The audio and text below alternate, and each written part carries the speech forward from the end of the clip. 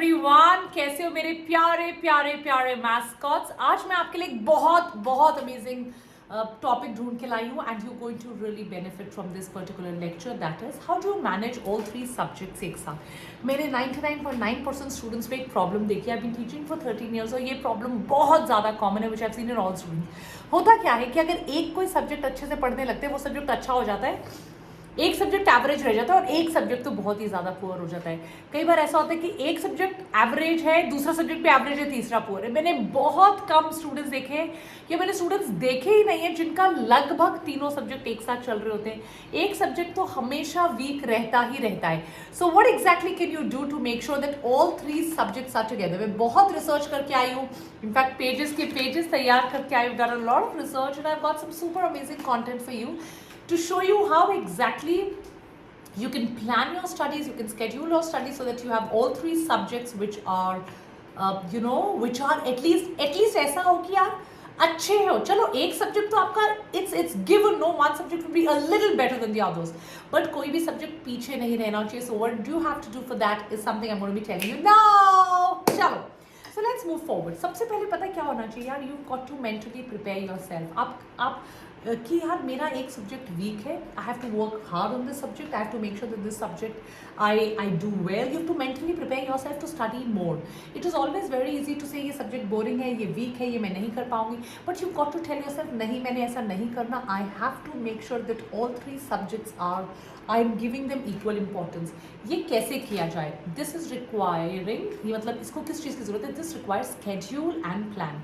अब schedule and plan क्या है? Number one, in your day time और during the self study time you should have a schedule. यार ये मेरे फिजिक्स का स्केड्यूल है, ये मेरे फिजिक्स ही पढ़ने का स्केड्यूल है, ये मेरे बायो का स्केड्यूल है, ये मेरे केमिस्ट्री का स्केड्यूल है। That schedule, that means in your time table when you are studying it, उसकी एक पर्टिकुलर जगह तो होनी चाहिए।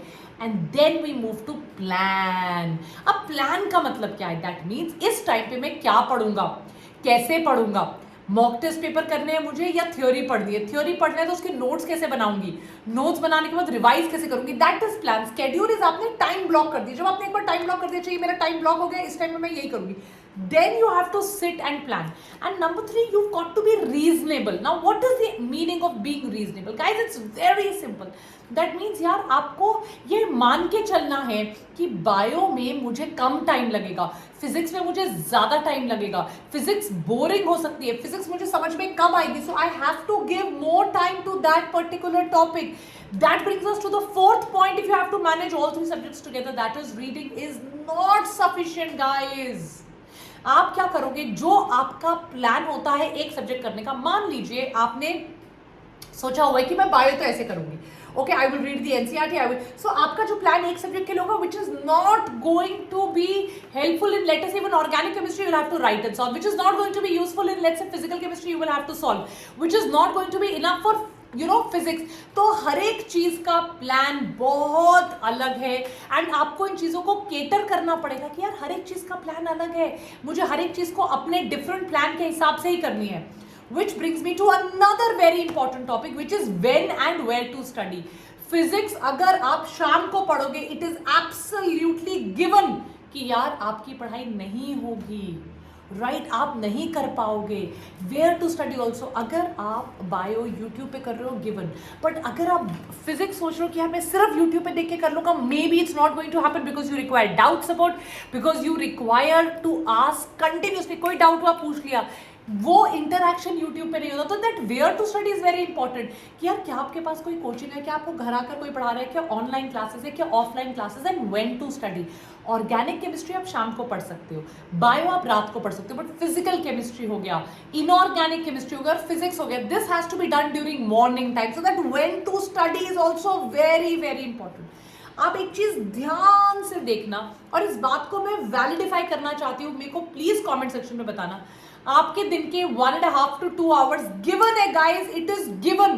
सच बता रही हूँ, 2 पॉइंट्स मैं बताने वाली हूँ, प्लीज इनको मेरे लिए वैलिडिफाई करो। पहला पॉइंट, आपके दिन के 1.5 या 2 घंटे सोशल मीडिया पे जाते हैं, येस और नो? फिर आप कहते हो कि यार मेरे पास टाइम नहीं रहता, मैं दिन में एक ही सब्जेक्ट कर पाता हूँ, मेरे पास 2 या 3 सब्जेक्ट करने का टाइम नहीं, तो जबकि आप दिन में 1.5 या 2 घंटा सोशल मीडिया पे एक्टिवली स्पेंड कर रहे हो। एम आई राइट? अगर आप इसी के सिर्फ एमसीक्यू सॉल्व कर पा रहे हो, you see you will drastically improve in that subject. That is very very important. And number 6 और 7 जितने टिप्स मैं आपको दे चुकी हूँ, it is so important that you eat well. आपने 7:30 8 o'clock के बाद डिनर नहीं करना, वरना आपका जो बायो पढ़ने वाला टाइम है वो भी वेस्ट हो जाएगा. आप नहीं पढ़ पाओगे, आप फोकस नहीं कर पाओगे, आपको नींद आ जाएगी, you'll feel heavy, you'll feel drowsy.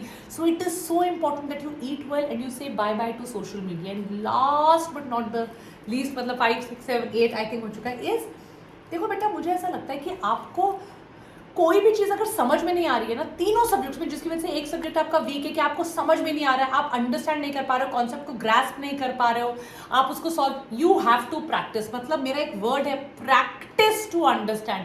आप जितने ज्यादा क्वेश्चन सॉल्व करोगे, जितने ज्यादा एमसीक्यू सॉल्व करोगे, जितने मॉक टेस्ट पेपर्स दोगे, which is again very important, उतना ज्यादा आप इंप्रूव करोगे. जितना ज्यादा आप इंप्रूव करोगे, ऑटोमेटिक सी बात है, आपकी पढ़ाई उतनी बढ़िया होती चली जाएगी. So practice, that is very very important. That's all from my side today. Don't forget to like, share and subscribe. और जो मैंने पढ़ा where to study guys. अगर आप 12th के स्टूडेंट हो, अगर आप 11th के स्टूडेंट हो, मेक श्योर कि आप हमारे augmented interactive live sessions, live batches with live doubt support, आप उन्हें ज्वाइन कर लीजिए for something as little as 500 rupees with my code VD Pro. Please उन्हें मिस मत कीजिए. लिंक डिस्क्रिप्शन बॉक्स पे दिया हुआ है. अगर पढ़ाई नहीं हो रही है, that means you need support and Vedantu should provide you that support. Take care. Bye guys. Bye.